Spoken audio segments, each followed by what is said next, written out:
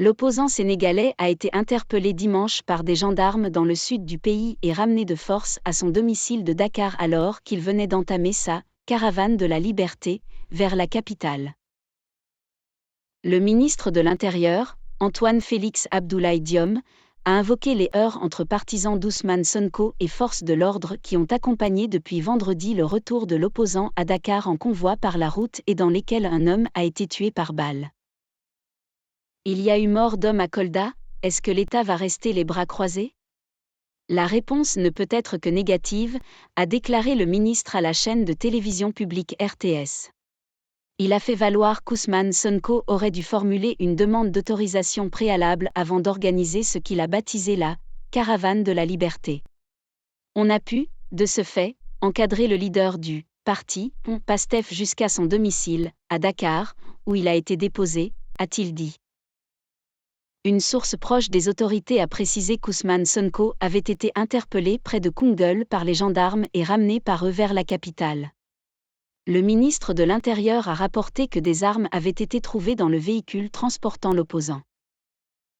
Le sort d'Ousmane Sonko, engagé dans un bras de fer avec le pouvoir qui n'a fait que se durcir depuis sa mise en cause par la justice dans une affaire de viol, en mars 2021, donnait lieu à des spéculations depuis plusieurs heures. Ousmane Sonko, candidat déclaré à la présidentielle mais menacé d'inéligibilité par des affaires judiciaires qu'il dénonce comme un complot de l'État, n'avait en effet plus donné de nouvelles à son entourage depuis dimanche matin. Dans un communiqué publié en milieu d'après-midi, son parti l'avait déclaré « introuvable et injoignable », alimentant les conjectures et provoquant de vives réactions sur les réseaux sociaux. Quelques minutes seulement avant la prise de parole du ministre de l'Intérieur, à 20h, El Malick Ndiaye, le secrétaire national des Patriotes africains du Sénégal pour le travail, l'éthique et la fraternité, PASTEF, en charge de la communication, affirmait encore n'avoir aucune nouvelle d'Ousmane Sonko.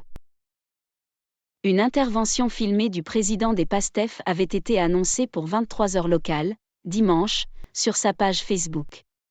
Mais El Malick Ndiaye a précisé sur Twitter en fin de soirée que, les forces de l'ordre ayant refusé l'accès à notre équipe technique au domicile du président Ousmane Sonko, sa déclaration a été reportée au lundi 29 mai 2023. Ce dernier avait entamé vendredi, dans le sud du pays, un retour par la route vers Dakar dont il comptait faire une démonstration de force. Son passage a drainé des foules de jeunes supporters enthousiastes et les rassemblements spontanés autour de son convoi ont parfois été émaillés de heurts entre ses partisans et les forces de sécurité, dans lesquels un homme a été tué à Kolda. Alors qu'Ousmane Sonko relaie volontiers ses faits et gestes en direct sur les réseaux sociaux, ce qu'il a fait durant les 2 premières journées de son périple, il a cessé de le faire dimanche après avoir adressé, dans une courte vidéo, ses vœux à la communauté catholique à l'occasion de la Pentecôte. Depuis mars 2021, la mobilisation des supporters d'Ousmane Sonko a régulièrement donné lieu à des débordements. Il avait alors été interpellé à Dakar alors qu'il se rendait en cortège à la convocation d'un magistrat dans l'affaire de viol qui l'oppose à Adji Sarr, une femme qu'il accuse de l'avoir violée dans un salon de massage qu'il fréquentait et où elle travaillait alors. Sa longue rétention avant de comparaître devant le juge puis de ressortir libre, sous contrôle judiciaire, avait contribué à déclencher des émeutes à Dakar et dans plusieurs grandes villes du pays, lesquelles avaient causé une 12aine de morts. La chambre criminelle du tribunal de Dakar doit rendre le 1er juin un verdict très attendu dans cette affaire de viol présumé. Le 23 mai, Ousmane Sonko, qui dénonce un complot du pouvoir pour l'écarter de la présidentielle de février 2024, s'était abstenu de comparaître à l'audience en prétextant n'avoir pas reçu de convocation. En plus d'une éventuelle condamnation à une peine de prison ferme, il risquerait de devenir inéligible si la justice le déclarait coupable. Merci d'avoir suivi cette émission.